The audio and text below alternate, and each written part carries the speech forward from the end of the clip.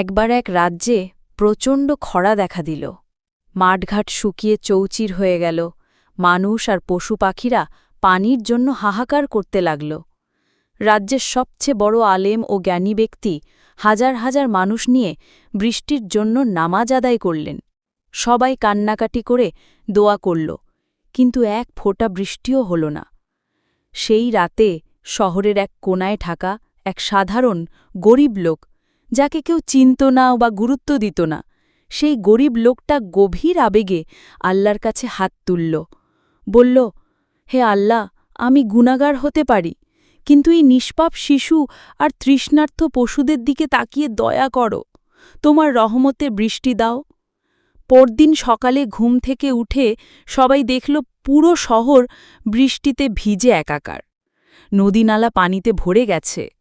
সেই জ্ঞানী আলেম বুঝতে পারলেন, আল্লাহ হাজারো মানুষের দোয়া নয়, বরং সেই একজন বান্দার দোয়া কবুল করেন। বান্দার চোখের পানি ঝরানো দোয়া আল্লাহ ফিরিয়ে দিতে পারেন না। আল্লাহ আপনার সামাজিক মর্যাদা বা খ্যাতি দেখেন না, তিনি দেখেন আপনার অন্তরের পবিত্রতা ও আন্তরিকতা। একটি আন্তরিক দোয়া হাজারো আনুষ্ঠানিকতাকে ছাড়িয়ে যেতে পারে।